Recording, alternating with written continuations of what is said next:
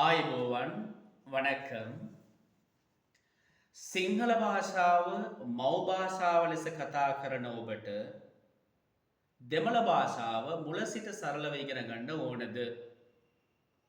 මව් භාෂාව හැටියට දෙමළ භාෂාව කතා කරන අනෙකුත් අයට සිංහල භාෂාව මුල සිට සරලව ඉගෙන ගැනීමට අවශ්‍යද? එහෙමනම් Learn Tamil with Raslani යන YouTube channel එක subscribe කරලා like කරලා bell button එක click කරන්න. මම දවසින් දවස යොමු කරන මෙම YouTube channel එක මගින් යොමු කරන වීඩියෝ පාඩම් share කරන්න. ඔබට දිනපතාම සවස් කාලයේ මේ දේවල් නරඹන්නට සහ ඉගෙන ගන්නට පුළුවන් හැකියාව ඇති වෙනවා. ඔබගේ මුදල් අය කරන්න නෑ, මුදල් බලාපොරොත්තු වෙන්න නෑ. නොමිලේ දෙනවා දැනුම මේ සේවාවක් හැටියට කරන්න අපේක්ෂා කරගෙන ඉන්නවා.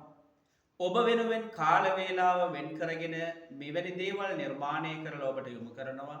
අපි කැමැත්තෙන් කරන්නේ භාෂාවට ආසාව ඇති කරන්න. ඔබට දෙමළ භාෂාව විතරක් නෙවෙයි, සිංහල භාෂාව විතරක් නෙවෙයි, ඕනෑම භාෂාවක් ඉගෙන ගන්න පුළුවන් හැකියාව ඇති වෙනවා. කැමැත්තක් තිබිය යුතුයි ඔබේ අපේක්ෂාව ඉටු කරන්නට නම්. කාලීන අවශ්‍යතාවය දෙවන බස, මුස්ලිම් දෙමළයට සිංහල භාෂාව දෙවන බස අනිවාර්යයි. සිංහල භාෂාව මව් භාෂාව හැටියට කතා කරන දෙමළ භාෂාව අනිවාර්යයි. ඒ නිසා ඔබ රාජ්‍ය සේවකයෙක් නම් දෙමළ අනිවාර්යයෙන්ම හදාරා සුදුසුකම් සපුරා ගත යුතු තිබෙනවා. පාසල යන ශිෂ්‍ය ශිෂ්‍යාවන් දෙමළ භාෂාව කැමැත්තෙන් තෝරාගෙන පිළිතුරු ලියන්න පුළුවන් විදිහට සහ වාචික පරීක්ෂණ වලට පෙනී හිටීමට බය වෙන්න ඕනේ නැහැ.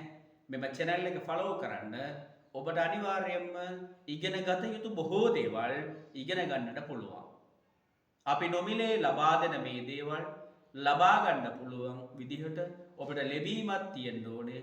ලැබීමක් තියන අයට, වාසනාවන්ත අයට සහ කැමැත්තක් දක්වන අයට පමණයි බලෙන් හෝ බලහත්කාරයෙන් ලබා දීමේ අරමුණක් නොවන බව මෙයින් සතුටින් දන්වා සිටින අතර, කැමැත්තක් තියනවා නම් මම දෙමළ භාෂාව ඉගෙනගෙන ඉදිරියට යන්න ඕන කියලා ආසාවක් තිබෙනවා නම්, මම සිංහල භාෂාව තේරුම සමග ඉගෙනගෙන උච්චාරණය කරන්න පුළුවන් විදිහට ඉදිරියට යන්න ඕන, ඉගෙන ගත යුතුයි කියලා ආසාවක් ඔබට හැඟෙනවා නම්, දැනෙනවා නම්, තියෙනවා නම් Learn Tamil with Raslani යන YouTube channel එක subscribe කරන්න, like කරන්න, bell button එක click කරන්න. අනිවාර්යයෙන්ම ඔබට ජය ගන්නට පුළුවන්. ඔබ සියලුම දෙනාට සුබ අනාගතයක් ප්‍රාර්ථනා කරනවා. සියලුම දෙනාට සුබ අනාගතයක් ප්‍රාර්ථනා කරමින් මේ අවස්ථාවේදීම සමුගන්නවා. මගේ හැම පාඩම්ම නරඹන්න.